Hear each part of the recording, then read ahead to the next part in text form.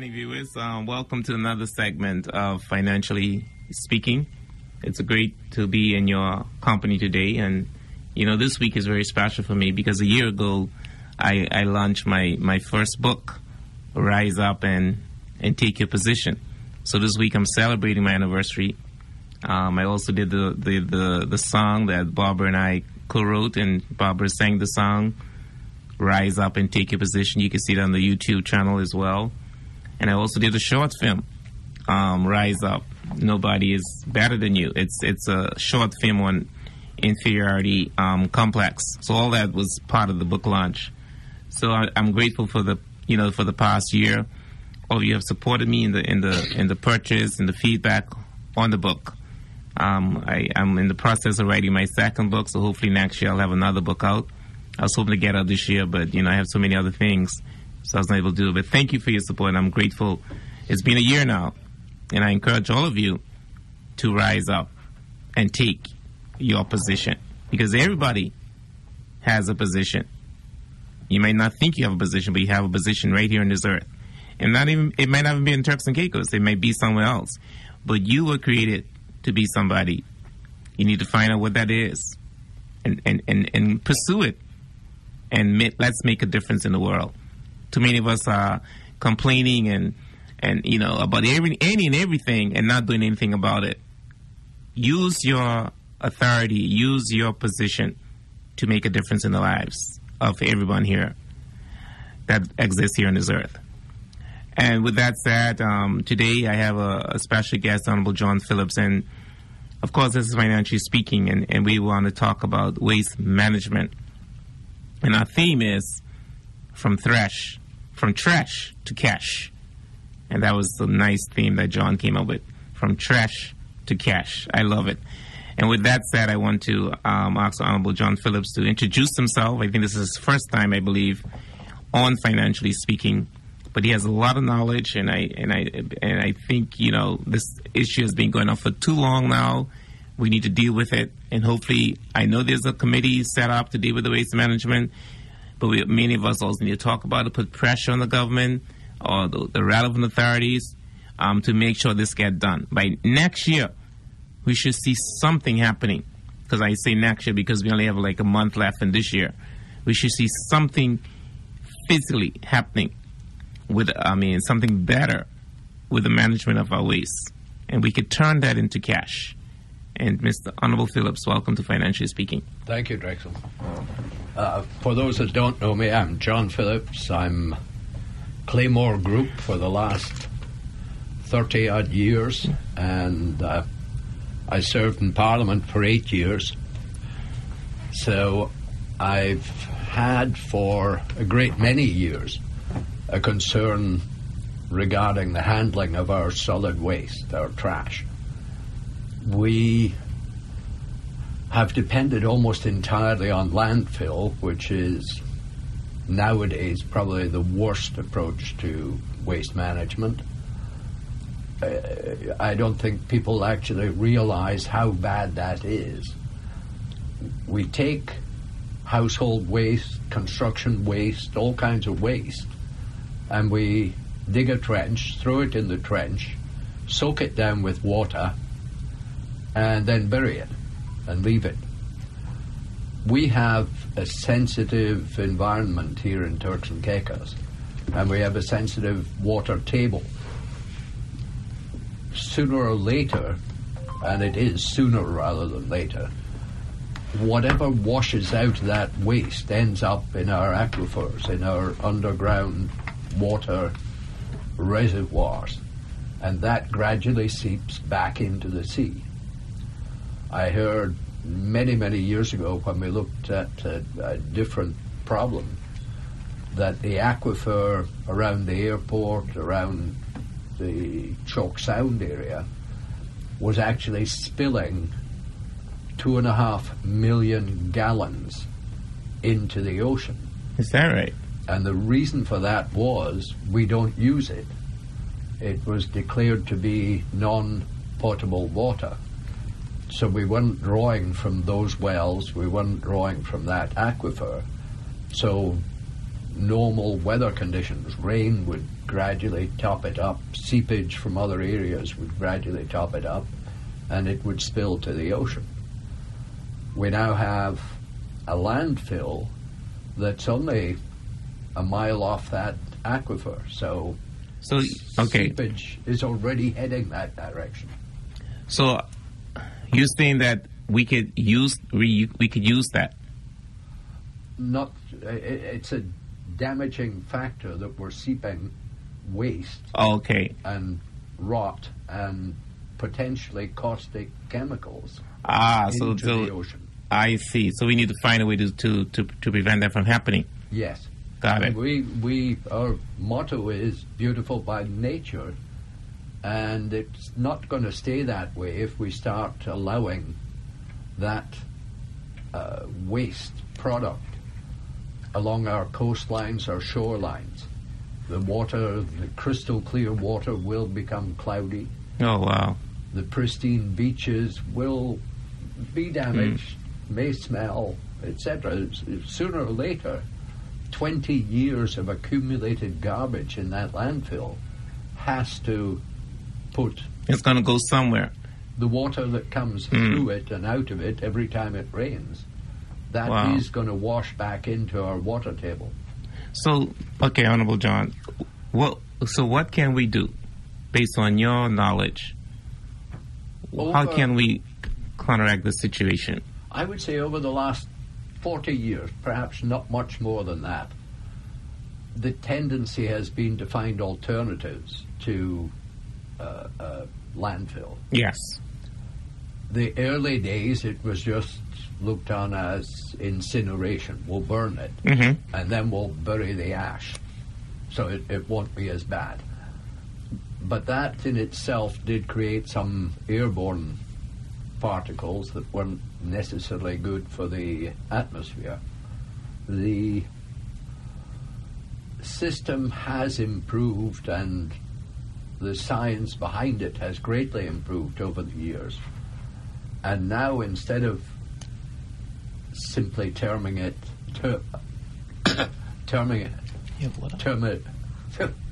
now we get some water for you.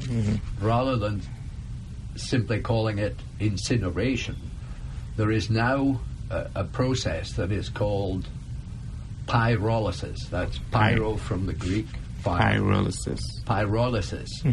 And this is actually a process of burning under extreme heat and under pressure. And this means normal solid waste becomes usable gas that can be burned. Okay, so that's why you say from trash to cash. Gas or propane, it's similar to that. You could run your stove on it. It also produces a liquid which is generally called biofuel, and it's equivalent to marine diesel. Any marine engine can burn that fuel. Beyond that, you have a huge variety of other products. You have carbon, which is typically used as fertilizers, improve the land, improve growth of crops.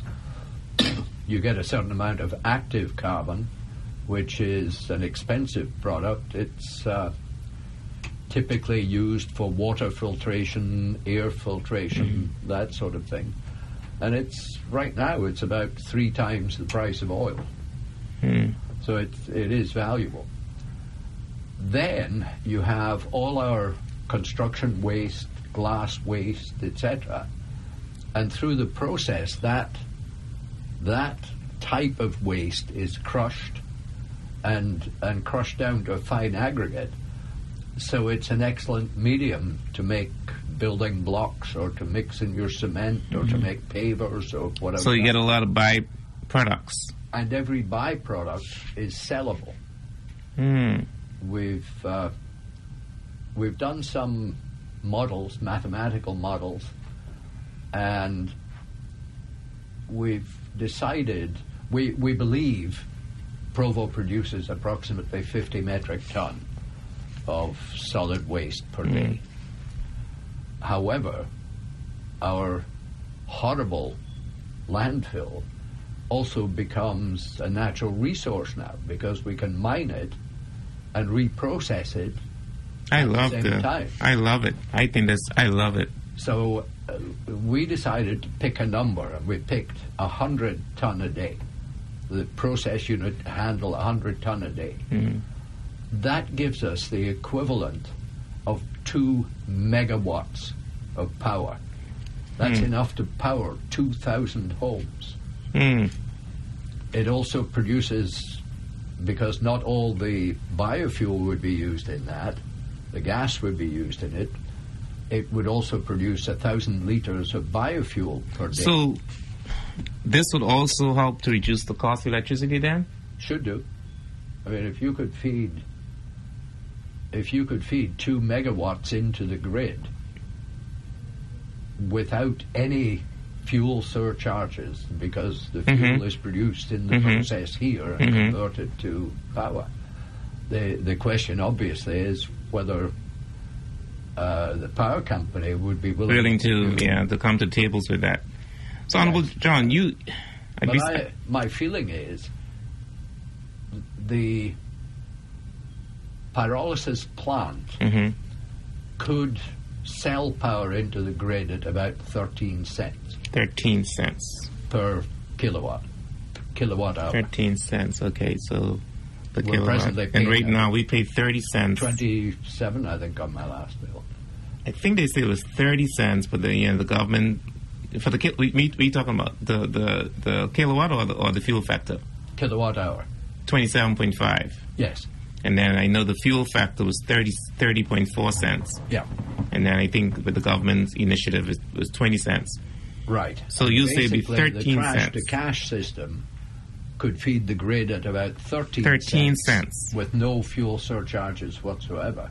Wow. So provided the power company were willing to work with such a program, there should be an overall, although it's only producing 1/6 of the power need for the country, they should be able to soften it overall so that the fuel surcharge and the power price gradually reduces. This is great information.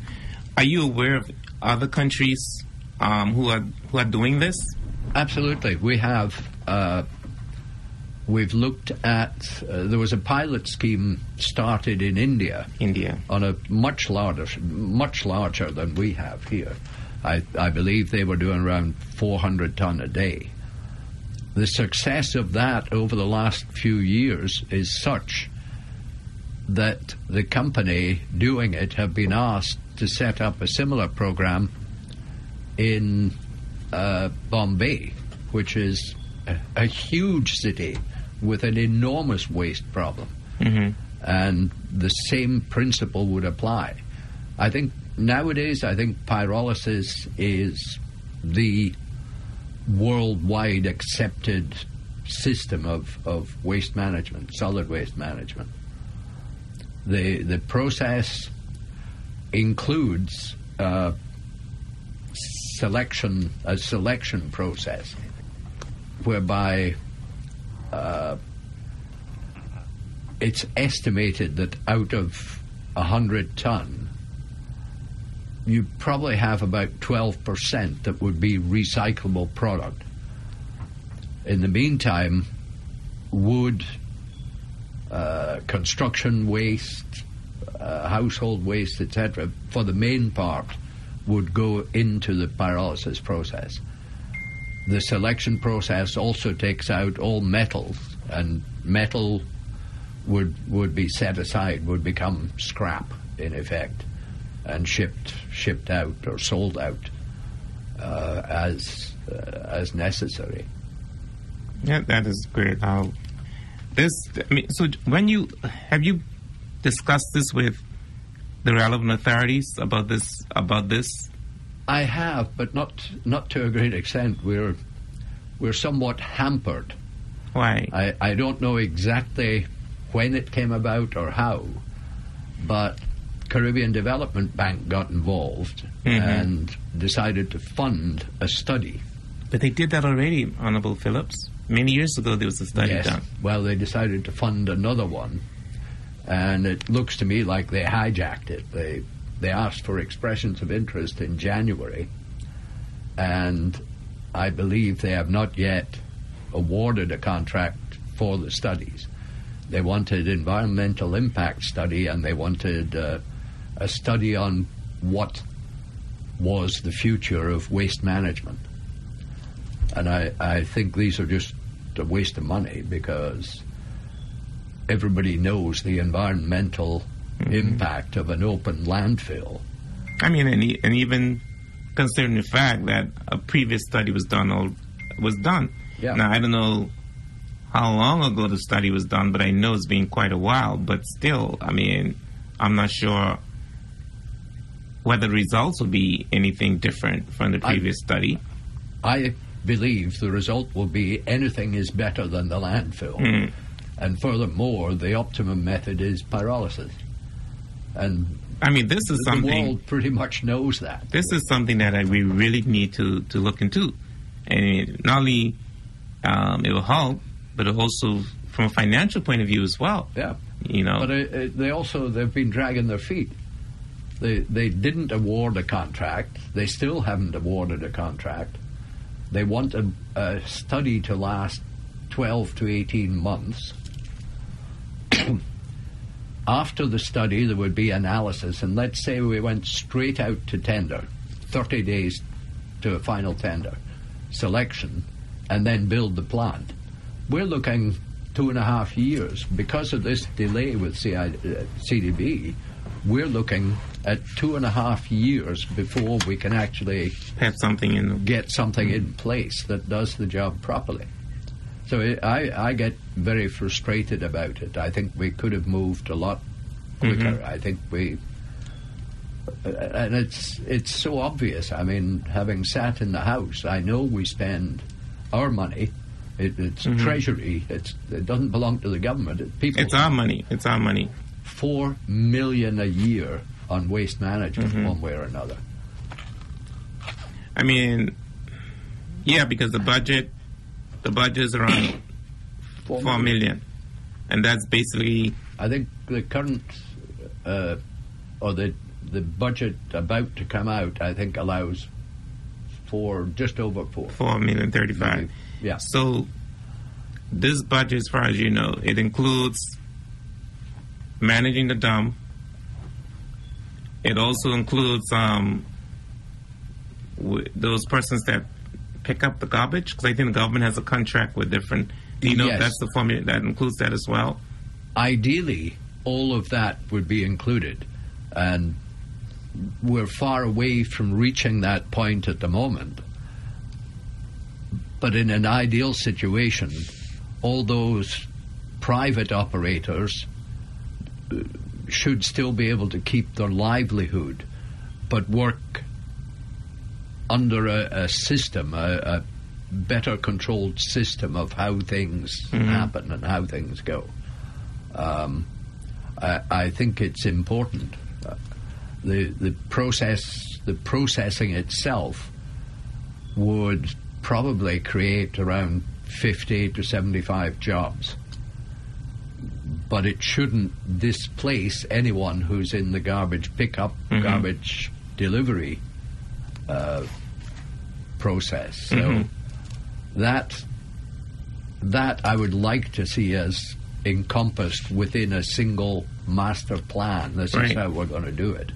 Because technically there's no real garbage pickup service. It's not like going to America or Europe where you put your bucket on the street and the guy comes past, picks it up. It's all run by the municipality.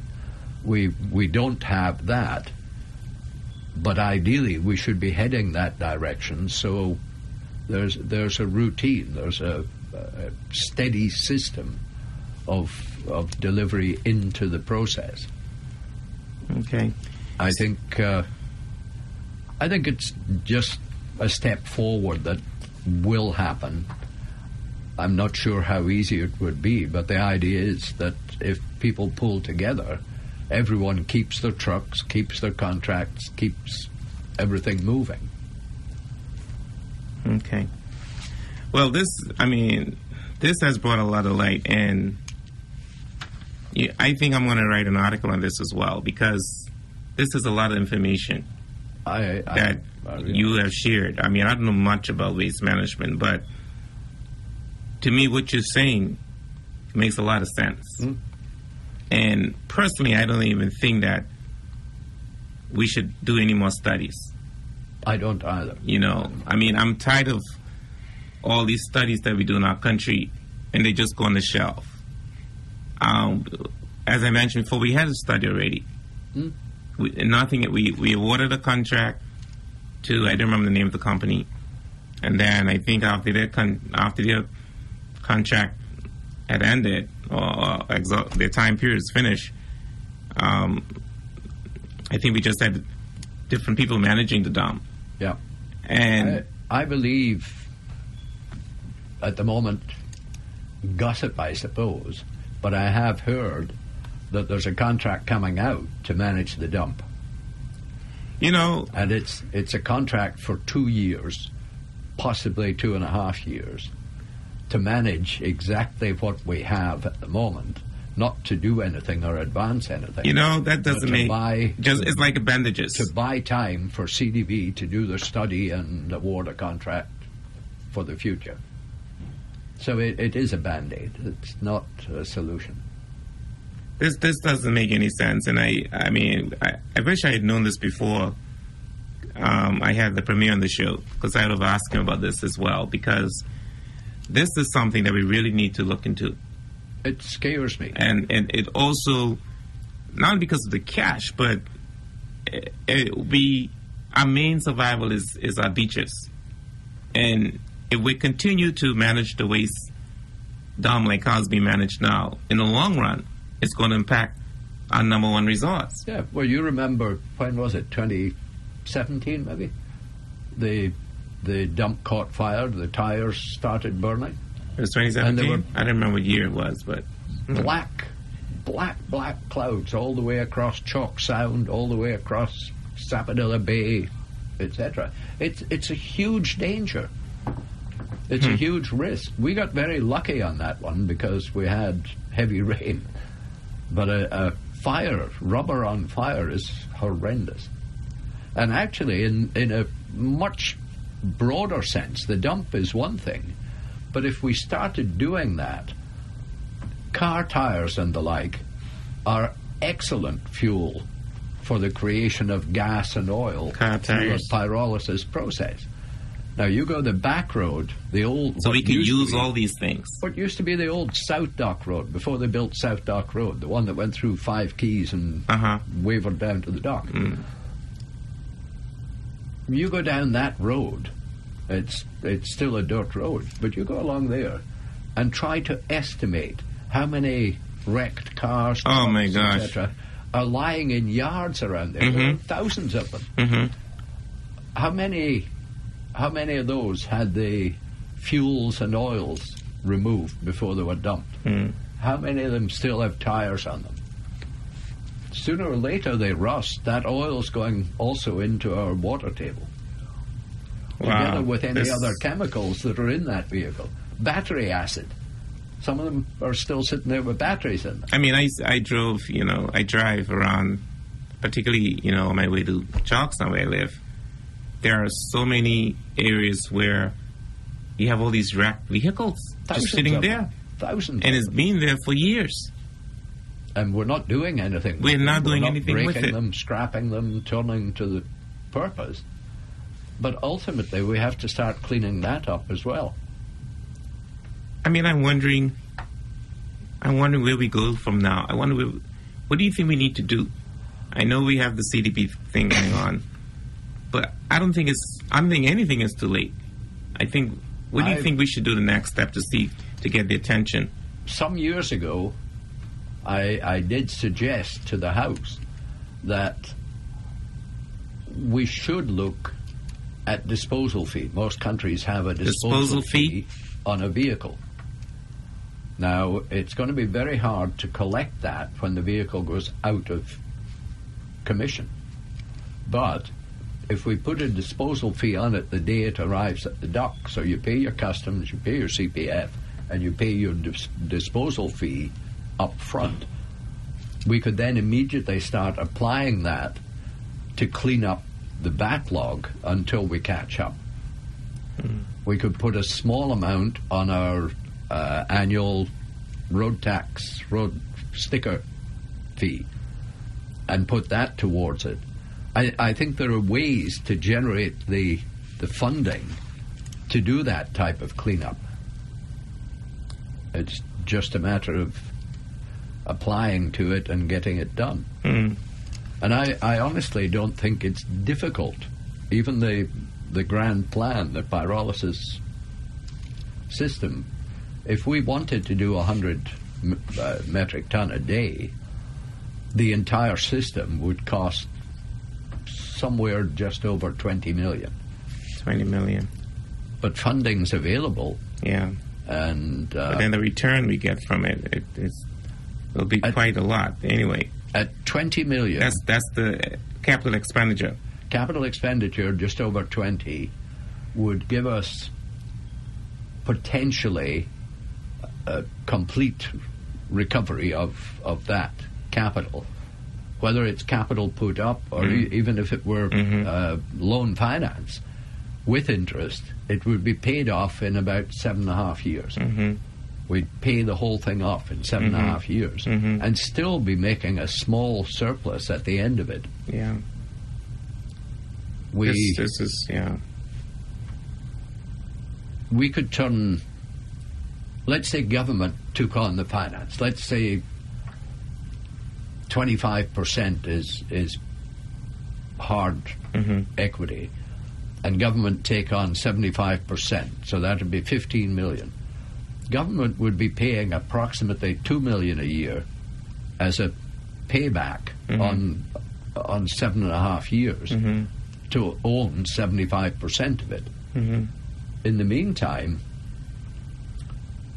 they would have income from the project. Yeah. Even after servicing debt and running the whole thing, there's still about $1 million, $1.5 million surplus on the bottom line. Yeah, and furthermore, after the debt is paid off, then there's no more $4 million a year for waste management, and it actually turns to $1 million a year of income. Yeah, I mean, which we have to look at, the long term. The long term benefits. And as we grow, it's going to increase. And it would take us a very long time to get through 20 years of heritage waste. And then, did you say earlier that it's going to take about 2 years if we were to go this route with this paralysis? How you pronounce it? Pyrolysis. Pyrolysis. It will take about 2 years for it to... Lysis. Pyrolysis. The plant, from the word go, from an absolute go, should be fully operational in between 9 and 15 months. It didn't used to be quite so vague, but nowadays, with the world's transportation and production systems in a turmoil, I would say 15 months 15 months. Outside, but potentially a year and 3 months. Done in 9 or 10 months, and fully operational at that point. Okay. I mean, I think what I'm going to do, I'm going to try have an audience with who's the minister responsible for this. The dump used to fall under environmental health. I'm not sure if it still does. Is that the Ministry of Health? That's Honorable Sean? Is that? I believe he would have just taken that over. Okay, now. And I believe Honorable Kyle is the chairman of a committee, a waste management committee. Yeah. All right. I'm going to see how we could continue this conversation, because this is some very, very good information. Yeah. I call Honorable Kyle, and I hope I think he's listening, because this is something that we need to bring to the table. I know they probably already have an agreement signed, perhaps with CDB, but we have to look at the whole picture. Yeah, we have to look at the whole picture. We can't be doing the same thing over and over. You do the same thing over and over, you're going to get the same results. So let's try something different, which is being tested in other places. I'm also going to have a conversation with the premier about this as well, in terms of looking into this as an option. Now, in everything, you have strengths and you have weaknesses. What are some of the weaknesses with using this pyrolysis? There are very few. Basically, very few. It's a scale on how far you go, but you should be easily capable to bring it to a zero landfill solution. Okay. And we have, as a small island, we would have certain challenges getting rid of scrap metals. Some of the products would be hard because we'd actually have to export. We'd have to do deals. And the problem with scrap metal these days is the shipping cost is greater than the value of the scrap. So there are challenges to overcome in certain aspects. But I think scrap metal, if I remember, is estimated only at about 5 or 10% of the total problem. So even if we just sent a shipment up once a year, it would be practical to do so. Yeah. Maybe we could talk one of the shipping companies into doing us a favor and just carry it up there. Yeah. So, like the byproducts, when you say like the gas and the diesel you're talking about, that's the same gas that we could use for vehicles? Yes. The biogas in the process. No, not gas. It would be like propane or natural gas. Oh, propane, but that's what you could cook with. Yeah. Okay. And the biodiesel is the equivalent of marine diesel. You could take it as it comes and stick it in an engine. We get like the propane. The power company could burn it in those big Wärtsilä engines they have. And we could use these for the boats. The boats could... Depends on the boat. A lot of pleasure boats don't use marine diesel. They use the same diesel that a motor car would. Oh, okay. It's not high quality. It's what they term bunker C, which is all big ships run on marine diesel, bunker C. But it's still good, though, because you could even... There'll be a market for these anyway. Well, the obvious market would be the power company. The power company. Those, God, 35, 37 years ago, 38 years ago, working in the oil business, those Wärtsilä engines were the engine to have in a supply boat or a maintenance vessel because they were so reliable. And you could take biofuel and stick it straight in, no preparation. You just throw it straight in there; it'll burn. I really like this. I mean, I really like this alternative in managing the waste. And this is something seriously, and it also less fires, right? With this system, we wouldn't be burning. We wouldn't have these fires. No. And also, there's part of the system, and it would be available even doing landfill. It would be worth using. There's a product called Renosime that... How you spell that? Renosime?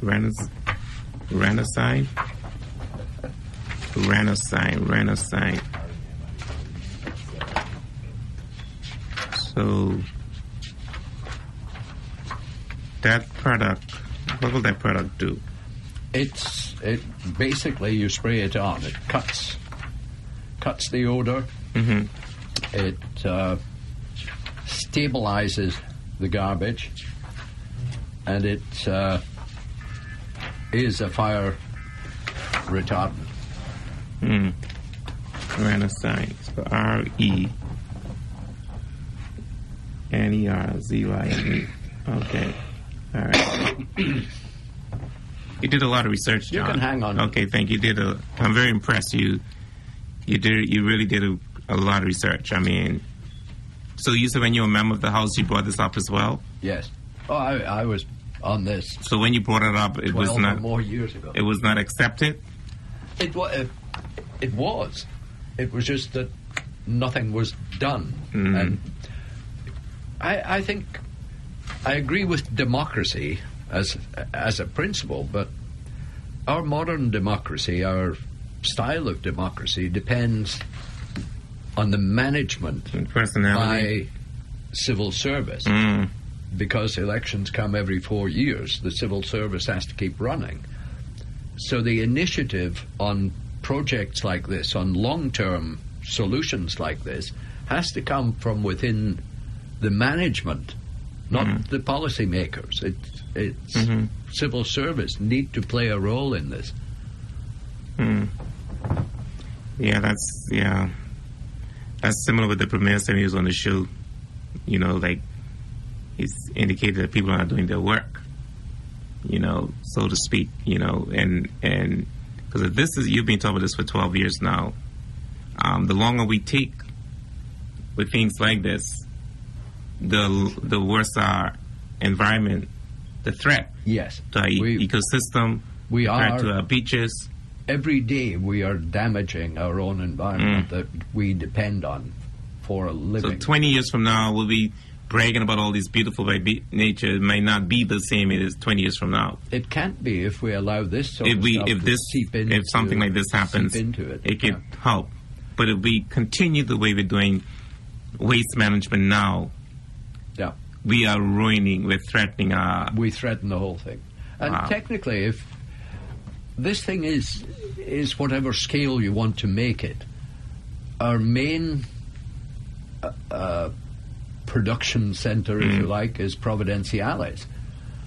But as it evolves, there's no reason we couldn't be looking at acquire a scow, you know, like these big garbage scows they use in the States. Run it once a month from Grand Turk, Salt Cay, South Caicos. Run it once every 2 months from Middle and North, and feed the system, feed it into the same system. So do you think a project like this, do you think you think it should be privatized? Do you think it should be a joint venture between the government? Or do you think it should be a project where people could buy shares? And how do you think, I know you say it's going to cost about $20 million. We're going to get and you get your payback in 7.5 years, and then you're going to get a surplus as well. Because it seems like nothing is happening. Do you think we should do a joint venture? My feeling is this sort of thing should be a PPP. Public partnership. And the reason for that is I feel that this country, I'm not talking about an elected government, the country, the government, should be the major shareholder. We should be doing this for the people. We have choices. You can make a profit out of it, or you can you can do it because you want to. You're saving $4 million on waste management anyway, and there's going to be a slight amount of profit. You're saving more than that, because when you think about the impact it will have, because we're making all our revenue from tourism. Yes. And if we lose what we have now, we're saving that. It's slightly complicated system, but really you can mold it into whatever shape you want as an outcome. And expand it, take in the other islands, transport. That's going to be a cost. If you start ocean transport to bring garbage from the other islands to it, that's probably going to be a negative cost against the program, but it's worth doing. Clean up all the islands. But we can't duplicate this program into the other islands rather than transporting it? It's probably cheaper to transport. To build a tiny little system to handle 10 tons is going to cost most of what it costs to do the big system. It's not the handling of the garbage that's expensive. It's the processing into power sources, Okay. oils, etc. Okay. So it's not a straight line. It's kind of an exponential thing. You can get less expensive machines, but they're not as efficient. You won't have the same result. You're better off with one significant, efficient unit than you are with 2 or 3 small ones, one on each island. So how will the garbage? Okay, because right now there are garbage disposal sites on other islands. I think Grand Turk has a big one, I believe. How will that come into play then? So everything goes there, and then it's transported from those sites. So you still continue with the line. We buy or charter a scow that can carry it, and probably the amount of waste coming out of Grand Turk, South Caicos, Salt Key would be about a once-a-month trip. I understand. Throw it into the process, and north and middle isn't high volume. So again, it might be once a month or once every 6 weeks that you run the barge from there. But it is feasible to look at cleaning up all the islands. It's a very good alternative, and I believe it's something we just have to do. And it sounds feasible. I think $20 million. That doesn't sound. It doesn't sound. It's not a big. I give you that piece. Yeah, it's not significant in terms of the benefits that will derive from this investment. Oh, it's a small amount. We're spending $4 million a year. In the end of the day, we save that $4 million a year. $5 million, 5 years, pays this thing. Yeah, because right now you have a lot. I think about the people in Wheeler, particularly, who are complaining about what's happening now to them. Some of them believe they're sick because of what's happening with the current management of the waste dump. It's horrible. And so if you're gonna continue to do the same thing now, you're not making it any different. So we have to do something different. Yep. Many people say they had to move out of Wheeling because it was impacting their health, especially those with young children. They were concerned about their children. It will. Burning waste, and there is, I don't care what anyone says, there is toxic waste amongst it. Even household waste, you're going to have chlorine. You're going to have various oils, cleaners, cleansers. You set fire to those, you are letting loose toxic gas. You think of pipe work, simple thing like pipe work. Put a joint on a pipe, Teflon tape. That's PTFE. Poly. I know this stands for. You heat that to a couple of 100 degrees, it gives off phosgene gas. That'll kill you in about 10 minutes. Wow, that's dangerous, serious. But all this goes to the dump. So yes, there are dangerous products in there. There are things you really don't want to come in contact with if they start burning. And we have a huge housing development, not too far away from the dump. And I remember, and they're at the mercy of the wind as to. I smoke go. Don't live in the area, but I empathize with those individuals. I hear people. I have friends who live there, and it's not good. I remember people talking about the base in Grand Turk. People believe they got cancer because we don't know. I'm just saying they believe people are getting cancer because of the bases. It's all degrees.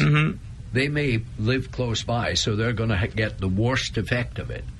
But really, you start putting that stuff into the air by burning garbage on a landfill, we're all getting a bit of it, whether we like it or not. Yeah, those closest might be more impacted, but we all would be impacted. It all goes in the air, then it's going in the ground. Which direction is the wind? Yeah.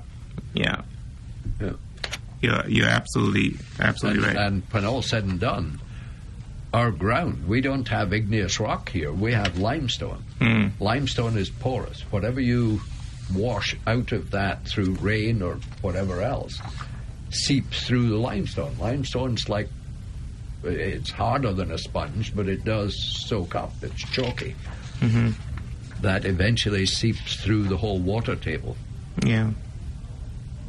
All right, looking at some of the benefits you have in here. You talk about efficiency. You talk about the recovery, the quality and the cleanliness, and the carbon footprint. Those are some very good benefits.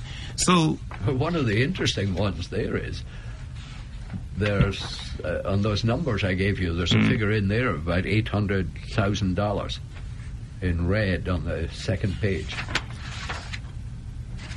for the carbon credit. Carbon credit. Now we don't need that carbon credit, but you could sell it to UK, and they'd love to. That's have right. it. We could sell that. That could be another industry. Well, it's sellable. So I'm looking at the projected revenue.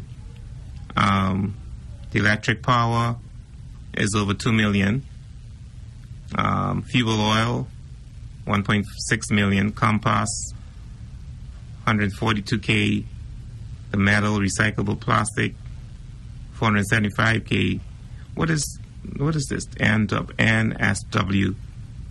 Tipping fees from government. What is that? Oh, that's don't pay too much attention to that. That probably would not be an income. Okay. I think there should be a fee for using the dump. Is that the disposable fee he's talking about? It's supposed to be, yeah. Oh, okay. So I think there should be a fee. You want to send a truckload of construction waste, there should be a payment for the treatment of it. But I think in terms of government, a municipal type collection system, etc., there shouldn't be any fee. So, these numbers were actually, you'll see the tax in there. These numbers were based on numbers done. I think they were done in Canada. Okay. So this is how they calculate. I got it. But it wouldn't necessarily apply. Apply the tax. The tax certainly. But the concept is the same, and there will be income. There'll be residual income even after. Yes. You pay off, so that the concept is the same. During the payoff period, you're looking at what, one point something million? Yeah, I think after it's paid off, the other $4 million goes right to the bottom line. Yeah. So instead of, if government had retained 75-80% of it, instead of spending $4 million a year, it would be throwing in $4 million a year for Treasury. So how will it work then? For example, like me, I have a company. I pay a company to pick up my garbage, right? I do too. That process will continue? I believe yes, because it certainly wouldn't be my objective to put these small businesses out of business. Just so once they get the garbage, they take it to the bin, to the disposal site, then the pyrolysis will deal with that, getting it there. Yes. You're not. If they're coming round, picking it up and taking it there, and I'm paying them whatever it is, $50 a month. If that's their livelihood, I wouldn't want to affect that at all. Because it has to get there somehow, right? And at the moment, we don't have an island-wide pickup system. Put your stuff on the street. Okay. Well, we are almost up. We have 9 more minutes. Honorable. So what do you want to talk about? We'll try something else. No. I like this topic. I like this topic because this is a serious topic. This topic is not only about waste; it's about our health. It affects so much. We have so many people that are faced with so many diseases. We don't know we don't know the source of it. We don't know. It could be because of these things that are happening because we're drinking the water. We don't know. All of these things are coming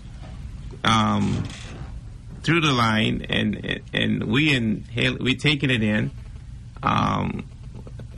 And so this is a critical part of this is a critical national issue that has to be dealt with urgently. It's been 2 years now since, almost 2 years since this government has been in power. I know they campaign on the waste management. I know it shouldn't be about politicians, as you mentioned earlier. Once they have the policy and the civil servants run with it. But we need to see some action done. Yeah, and there are so many options. For example, you change the oil in your car. Where does the old oil go? If we had a proper collection system set up for that, that could go to the same waste management system. But this makes so much sense. Instead of burning it, instead of throwing it into the ground, you recycle it. It doesn't come out the same high quality that you bought your Castrol in a can, but it's quite adequate for most trucks or larger machinery. They don't need the fancy super-duper synthetics, and recycling oil would make sense. If we don't want to do that, containerize it and send it. There are companies in Haiti would buy it to recycle. When the company was preparing this, right, all of this, looking at this, were there any talks with Fortis? Did they on the fringes? I think there's little to talk to them about until there's something concrete on the table that says we are going to go, we are going to change the dump, we are going to do it. And you know, if you think about it, Fortis ought to be one of the bidders. As a PPP part of the PPP. If they can take 2 megawatt out of this process, they should be thinking about participating. Yeah, and we all will be happy because our costs will be lower. That's based on 100 ton. We have enough legacy garbage sitting in that dump. If you wanted, you could build it for 150 ton a day. Wow. So I got a question. How long would it take to roll it out to get to the other islands after starting the program? I think it should. I think initially, the other islands should be considered from the point of view of collection and just transportation here. Yeah, I think we'll just. He said it would just be one. Yeah. I understand what you're recommending is we have one main site. Yeah. And then the other islands once a month we transport. The bigger this one is, there are certain elements that are straight line. If you doubled the amount of garbage handled per day, you would double the amount of power out per day. But there is an economy of scale, so many of the other side products would become less expensive. You go to a small unit for, let's say, Grand Turk, you'd be dealing with a fraction, a unit a tenth the size. It would not be so efficient. You would not get the same end result, and the financial model would change a lot because the fixed cost would still be there, but the bulk would not be there. So to try and put a small one on each island is not a good idea.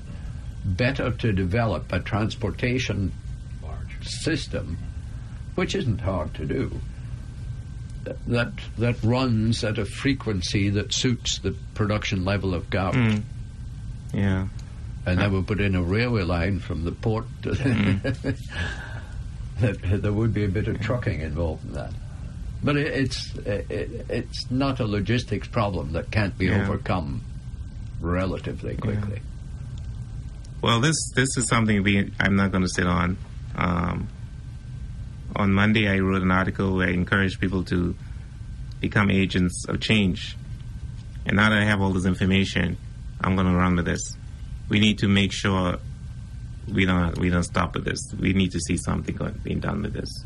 I have seen even this the thing for with a very long time. Even the thing with what's it? CDB. I think that's taken too long because it's been more than a year now. I think they've been here. I think it's almost a year, They asked for expressions of interest on the 14th of January. Yes, so it's almost a year. Submitted on the 14th. Yeah, it's almost a year now, and you know, we got to move fast. All we did was lose another year. Yeah, this is very, very critical. And if the study then runs a year to 18 months, we lose that time also. After the study, how quickly are they going to make a decision to go ahead with it?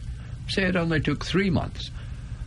We're pretty much into a 3-year span, and then we still need a year to build it. So it's these hold-ups are really shouldn't be acceptable. No, it's not acceptable. I mean, this is something that not just this government, the previous administration looking into it, the one on the roof has been looking at this for years, actually. I know. I remember when the dump used to be down on South Dock Road. That's right. Between South Dock and the airport. That's right, yeah. And they had to move it because they just couldn't do any more with it. And now we build houses nearby the new one, you know. That's actually a dangerous... And it's probably, I don't know, probably more than 500 homes are down there, probably. That's not a good thing. You know. Well, I think this is the end of our show now. You have any closing remarks you want to share? Maybe some aspects of what we didn't cover that you probably could say in your closing remarks? Oh, I could give you a list of things that we ought to cover and we didn't. Let's go. Road safety, road traffic. That's a show by itself. That's a show by itself. Trust me. Scares me every day. I know. Up and down that highway. Anyway, thank you very much, Drexel. It's been a pleasure to be here with you, and let's hope at least 2 or 3 people prick their ears up and say, you know, this really needs to happen. It needs people to understand the dangers of what we're doing right now. Yeah. Well, this is new for me, and I mean, I'll do some more research on it, but this is new for me, and I've been hearing about waste management for many years now. I mean, I've been living here in Provo now since 91. And I think 91 we had on the South Dock Road, and we just can't seem to get it right. And this, I believe, is the answer to dealing with the waste management here in Turks and Caicos, this paralysis. I think we need to cut that study short that CDB is funding. And we don't have to have CDB Direct dictate to us. We must run our country. You know, I was watching Miles Monroe the other day, and he was saying something, and he said, if we don't do what we want to do for our country, other people will come here and do it for us. And we must be the ones saying what we want. And we have people right in this country who have the answers. Let's use people. There are people willing to provide advice and take the advice, and we don't have to go to CDB. You know, yeah, we may need some financing, but the government has money. And as John said, we could do a PPP. I don't like too much PPP stuff, but I think this particular project, I think, could be a PPP project. And this is something that we seriously need to consider. I know government people are listening. I know the civil servants are listening. And this, you know, and this, honestly, I believe this is how we must measure the performance of some of our civil servants. We give them this project to do, measure them when they finish it, or the stat on how they do it. I believe that's how they should be measured. We have the solid waste issue. Here is the solution. Get it done. That's how you measure them. This is something that we need to explore. Even if they don't want to explore this, then come up with something else then. But this, to me, is better than burning what we're doing now. It's not helping anybody. This alternative will bring in money to the country. It will help us to reduce some people, not everybody, but some people bills can be reduced, such as their affordability, I'm quite sure Fortis, people come on, it'd be cheaper for them too. So all of this, there are more benefits than there is any weaknesses. So why not try this? This is too long now. I'm tired of people just talking. It's time to act. And there'll be pressure to come up with this waste management. This is some serious stuff. I may not be around, but if we don't deal with this waste management now, our children and our grandchildren and great-grandchildren will face a lot of issues, especially from a health point of view. We think people now are dying so frequently from all sorts of health issues. We don't know how and why and how they get it from. We say diet. Diet plays a role, but the environment also plays a very important role. And we can help save the lives of many people if we deal with things properly. So thank you for listening to Financially Speaking. Stay tuned next Tuesday for another session of Financially Speaking. I'm your host, Drex Simon. And thank you, Honorable John Phillips, for bringing this wealth of knowledge. And that's what I want us to do, is to share our knowledge with people. And that's what he's doing. He's sharing this information. It's available. Let's act on it. Thank you again. Have a wonderful week.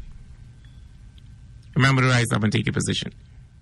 89.1. This is RTC.